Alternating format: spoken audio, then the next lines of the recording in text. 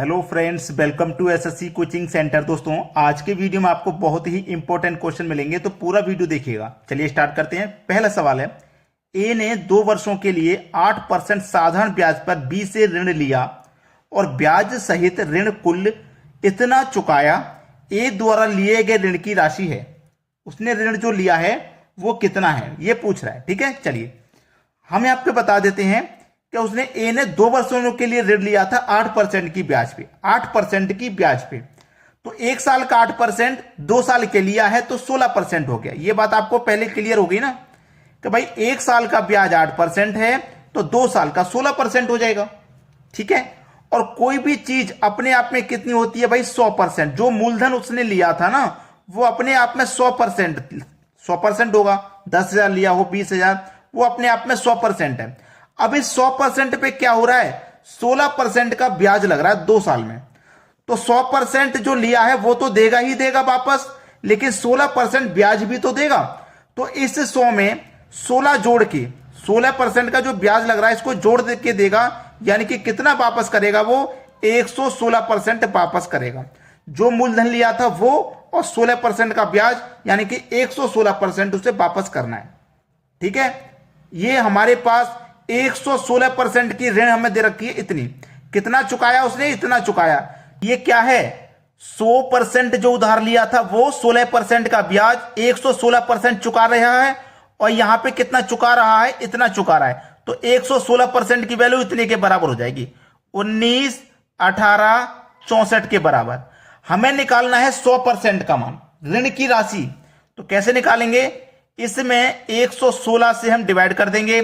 100% का मान निकालने के लिए 100 से मल्टीप्लाई कर देंगे। ठीक है, आंसर निकल के आ जाएगा। चलिए इसको जब हम कटाएंगे तो इसको हम कटा सकते हैं। देखो 4 से कट जाएगा, ये 4 से मैं इसको कटा सकता हूं। 4 से कटाऊंगा, 4 दूने का 8, 3 बचेगा 36, 4 निम 36, 29 बार में ये गया। ठीक है, 4 से इसको भी कटा सकता हूं। 4 चौके 16, 3 बचेगा 31, 4 सत्ते 28, 3 बचेगा 38, 4 निम 36, 2 बचेगा 26, 4 छिंग 24, 2 बचेगा 24, 4 छिंग 24। इतनी बार में ये कट गया है। ठीक है, कट गया।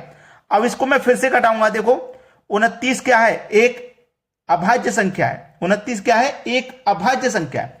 29 से मैं कटाऊंगा इसको। ठीक है, 29 के पहाड़े में आएगा, वहीं से कटेगा। चलिए 29 से मैं इसको कटा देता हूं। 29 से कटाऊंगा, 29 एकम 29, एक बार में गया। 47 में से 29 कट गया तो कितना बचा भाई, 18 बचा। 18 बचा ना, 18 में जाएगा नहीं, ये आप 9 उतार लोगे। क्लियर है ना, 9 को आप उतार लोगे। अब 29 से 189 को कटाओगे तो 29 से जब 180, पहले 30 से कटा के 30 पंजे 150, 30 छिक्के 180, 6 कम कर दो 174 हो जाएगा। 29 छिक्के 174, 174। अब 174 कट गया ना इसमें से, तो बचा कितना, 9 में से 4 गया 5, 18 में से 17 गया 15 बचा। अब इस 6 को उतार लो, 156 हो गया। 29 से 5 बार में कटेगा 144, 5 बार में कटेगा 144, 144, 156 में से 144 कट गया, बचा कितना, 12।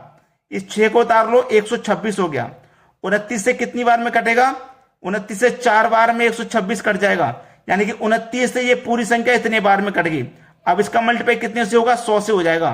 तो देखो इतने का मल्टीप्लाई 1 से कर दो तो यही संख्या रहेगी 1654, 2 जीरो आ जाएंगे बस बाद में।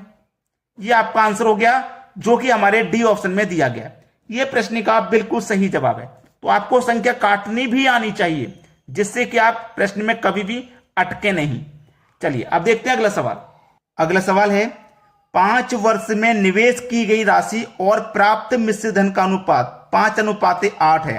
ब्याज की दर ज्ञात कीजिए। बहुत अच्छा सवाल है भाई। ठीक है, देखिए 5 वर्ष में निवेश की गई राशि और प्राप्त मिश्र धन, जो राशि है, जो प्रिंसिपल है वो, और जो मिश्र धन है यानी कि अमाउंट है वो 5:8 में, वो 5:8 में है। ठीक है, ये है। अब देखना क्या कह रहा है वो, 5:8 में 5 वर्ष में निवेश की गई राशि, कितने समय के लिए निवेश की गई है, 5, प्राप्त मिश्र धन का अनुपात इतना, तो ब्याज की दर ज्ञात करो।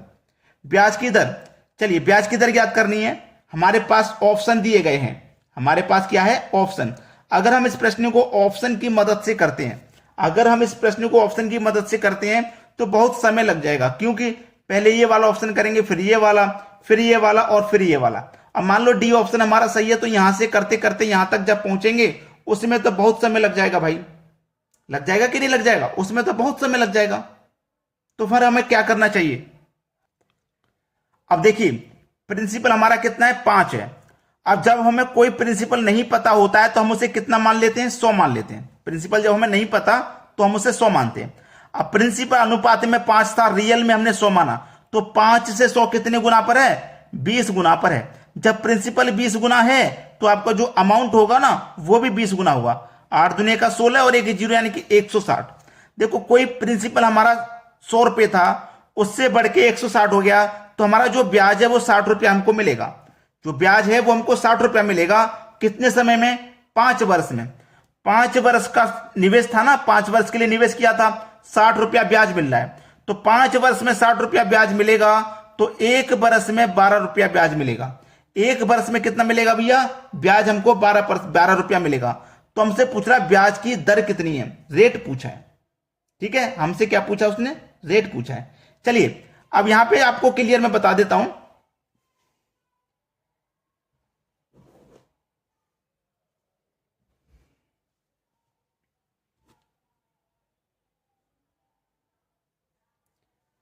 देखिए 1 साल में कितना ब्याज मिल रहा है? 12 रुपया मिल रहा है। देखो हमारा जो अमाउंट है हमने कितना जमा किया? 100 रुपया जमा किया, और उस पर ब्याज हमें कितना मिल गया? 12 मिल गया।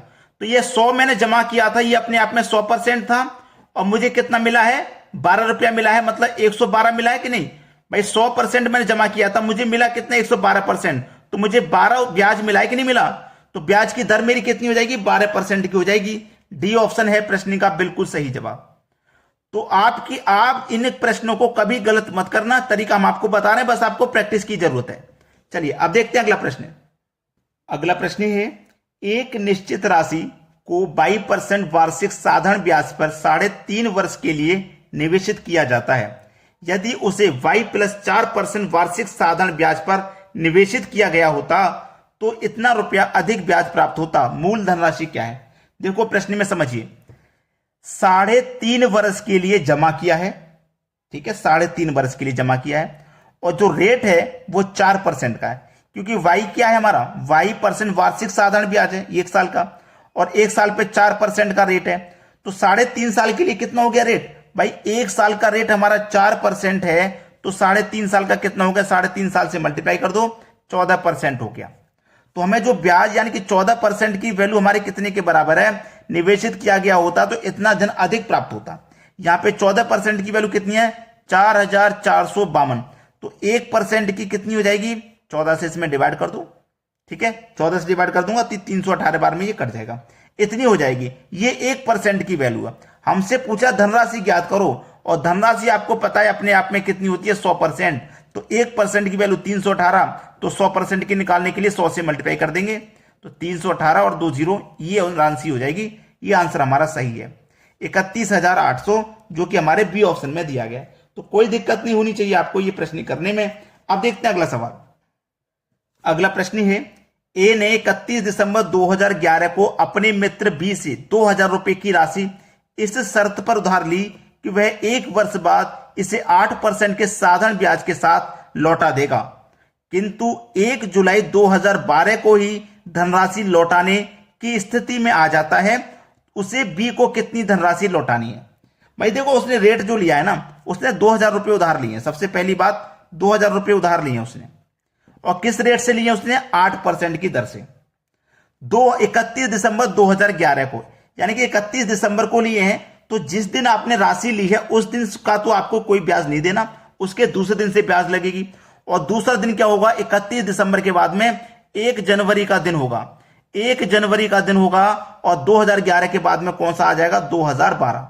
ठीक है, 2012 आ जाएगा, 1 जनवरी 2012। अब 2012 आ गया, अब वो कब लौटा रहा है? 1 जुलाई 2012 को। तो देखो जनवरी के बाद फरवरी, मार्च, अप्रैल, मई, जून, जुलाई, 1 2 3 4 5 6 7वां महीना। ये 7वां महीना जो है वो पूरा नहीं है, केवल उसकी पहली तारीख है। तो इस महीने को आप नहीं गिनोगे, क्योंकि वो जो ब्याज दे रहा है ना, वो जो पैसा लौटा रहा है 1 तारीख को ही तो लौटा रहा है भाई, 1 तारीख को ही तो लौटा रहा है। लौटा रहे। ये पूरा महीना तो है नहीं, आप सोचो ये पूरा महीना लग जाएगा, नहीं।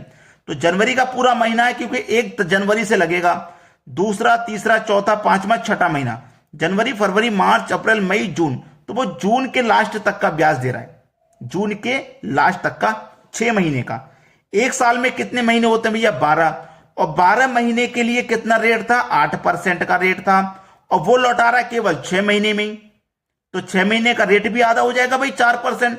जब 12 महीने का रेट 8% था तो 6 महीने का 4%। तो 2000 का उसे 4% लगा लो, कितना हो जाएगा?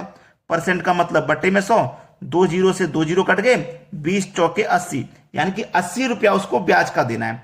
2000 रुपये उसने उधार लिए थे, 80 रुपया और देगा ब्याज का, तो 80 जोड़ के दे दो, 2080 रुपये लौटाएगा वो।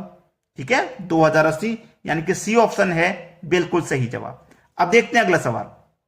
अगला प्रश्न है, कोई निश्चित राशि साधारण ब्याज पर निवेश की गई थी, 5 वर्ष के उपरांत होने वाला मिश्र धन 3 वर्ष में प्राप्त होने वाला मिश्र धन का 1/1/4 गुना था, ब्याज की प्रतिशत दर थी। यानी कि रेट बताना है क्या है।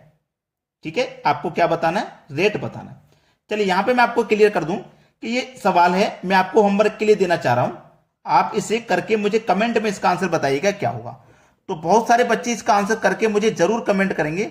अगर आपसे नहीं हो पाता ये सवाल, अगर आपसे हो नहीं पाता तो भी आप कमेंट करें, कमेंट में हमें बताएं कि सर हमसे ये नहीं हो पाया है, आप करा दीजिए, फिर मैं इसे करा दूंगा अगले वीडियो में। लेकिन आप कमेंट करके बताओगे तभी तो मैं आगे कराऊंगा। ठीक है, तो कमेंट जरूर करना है, आंसर आ गया तब भी, नहीं आ रहा है तब भी। ठीक है, और जो बच्चे करेंगे ना, जो बच्चे करेंगे, मैं उनको बता देता हूं इसका 20% जिसका भी सही आएगा वो सही है। जिस बच्चे का आंसर 20% आया है ना, वो सही किया है उन्होंने कैलकुलेशन, वरना कुछ और आ रहा है तो गलती है। और जब गलती हो रही है तो आप हमें कमेंट करके बताओगे कि सर हमसे नहीं हो पाया, आप करके बताओ, फिर मैं इसे करके बताऊंगा। ठीक है दोस्तों, धन्यवाद।